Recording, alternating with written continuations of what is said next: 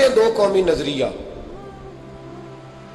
یہ نظریہ ہے، اسی کی بنیاد پر پاکستان بنا تھا کہ ہندو ایک الگ قوم ہے، مسلمان ایک الگ قوم ہے، ان کا اٹھنا بیٹھنا کھانا پینا ہم سے بالکل علیحدہ ہے اور ہمارا ان سے بالکل علیحدہ ہے، طرز زندگی طرز معاشرت معیشت کہیں ملتی نہیں ہندوؤں سے مسلمانوں، لہذا ہمیں ایک ایسا وطن چاہیے، ہمیں ایک ایسا وطن چاہیے جس وطن کے اندر مسلمان اپنے طریقے کے مطابق اٹھیں بھی بیٹھیں بھی چلیں بھی سوئیں بھی۔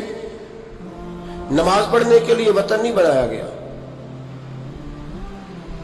کہ ہم نے اذانیں دینی ہیں نمازیں پڑھنی ہیں جماعتیں کرانی ہیں، یہ کام ہندوستان میں آج بھی ہوتا ہے، وہاں مسجدوں میں اذان بھی ہوتی ہے، جماعت بھی ہوتی ہے، تلاوت بھی ہوتی ہے، مدارس بھی ہیں، مساجد بھی ہیں، عربی ادب بھی ہے، سارا کچھ ہے۔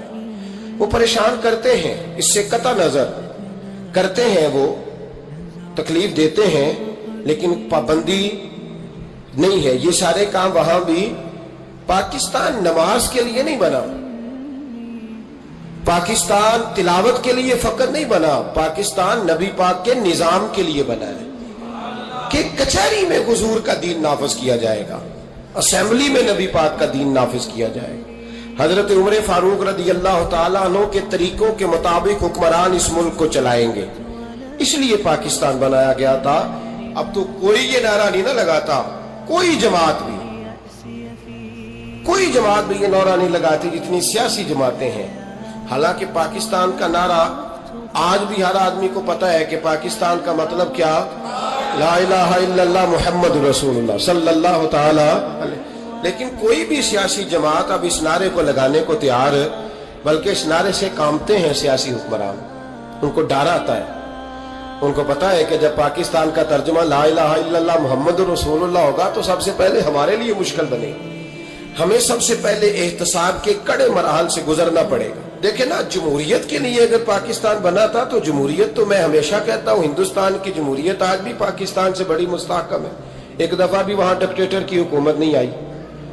تو یہ جو ہمیں بتایا جاتا ہے، سبق پڑھایا جاتا ہے، ہماری نوجوان نسل آج تک ہر آدمی آتا ہے، میں نے کافی پہلے بھی کہا تھا کہ لوگ ہمیں نئے نئے نکات دیتے ہیں، کوئی 10 نکات دیتا ہے، کوئی 14 نکات دیتا ہے، کوئی 16 نکات دیتا ہے، ہمیں ضرورت نہیں تمہارے نکات کی، اس لیے کہ ہمیں سارے نقطے خطبہ حجت الوداع پہ نبی پاک نے عطا فرما دیے ہیں صلی اللہ تعالی علیہ وسلم، کسی نقطے کی ضرورت نہیں ہے، ہم حاجت نہیں محسوس کرتے۔ جب کوئی پارٹی منشور دیتی ہے، دستور دیتی ہے، تو میں تو حیران ہوتا ہوں کہ کیا کر رہے ہیں یہ لوگ، ہمیں ضرورت نہیں کسی منشور دستور کی، سارے منشور سارے دستور سارے قانون ساری باتیں آمنہ کے لال ہمیں عطا فرما گئے ہیں، ضرورت نہیں ہے۔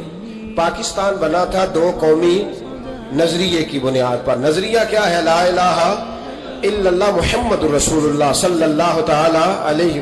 حکمران اس کو بھول گئے اور انہوں نے قوم کی ذہن سازی اس طرح کی، میڈیا کو ساتھ ملا کے بچوں کا ذہن اس طرح کا بنایا کہ قوم بھی تیار نہیں ہوتی۔ نظام مصطفیٰ صلی اللہ علیہ وسلم کے لیے قوم تیار ہے، حالانکہ کافر کو آپ کی نماز سے کوئی مسئلہ نہیں۔ یورپ میں کبھی پابندی لگی ہے کہ مسجد نہ بناؤ؟ کبھی وہاں کسی نے کہا ہے قرآن پاک نہ لے کے آؤ؟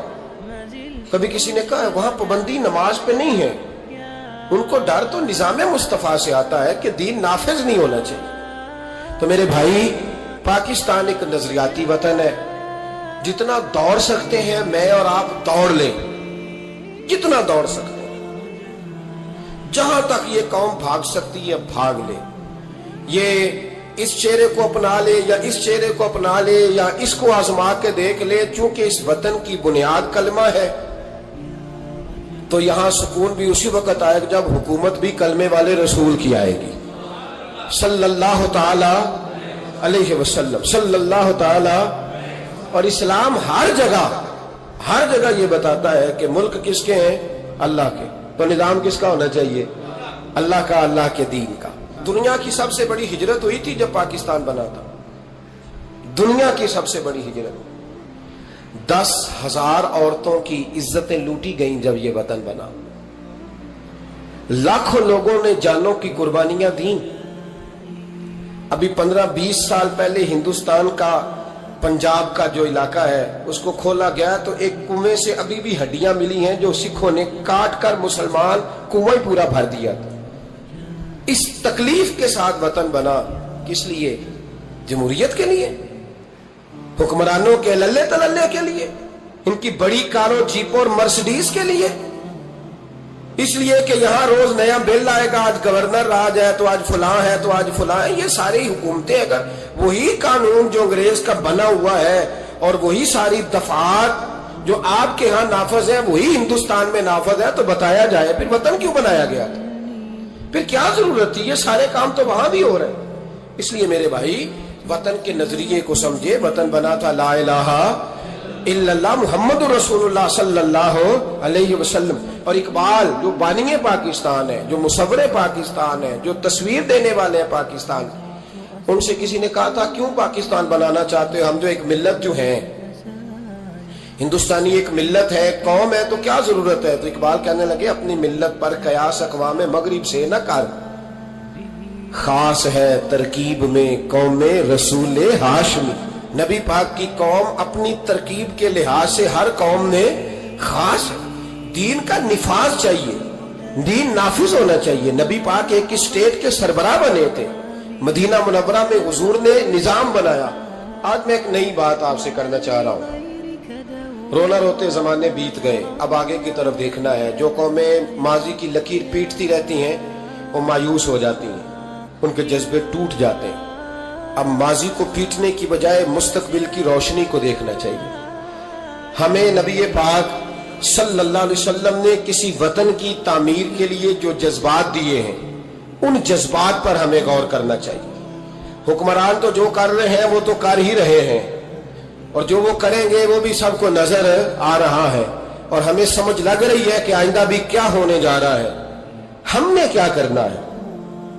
एक जुमला मैं कहने लगा हूं, अगर किसी को तकलीफ हो तो मुझे खुशी होगी। एक जुमला मैं कहने लगा हूं, अगर किसी को परेशानी होगी तो मुझे बड़ा ही अच्छा लगेगा। किसी बड़े आदमी को परेशानी होगी तो मुझे खुशी होगी। वो जुमला क्या है वो सुन लें। ये मुल्क हुक्मरानों का नहीं है, ये मुल्क अवाम का है। इसलिए कि हुक्मरानों के बच्चे तो यूरोप में रहते हैं, इनकी तो टिकटें बुक होती हैं। जब तक ये असेंबली में होते हैं यहाँ होते हैं और जब हुकूमतें खत्म होती हैं तो ये यहाँ मौजूद।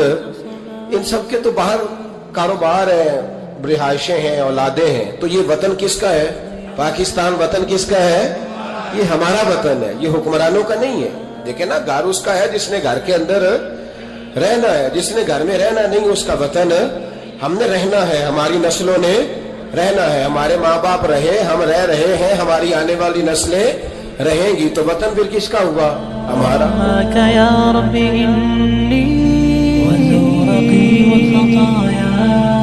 في لجة ليس فيها من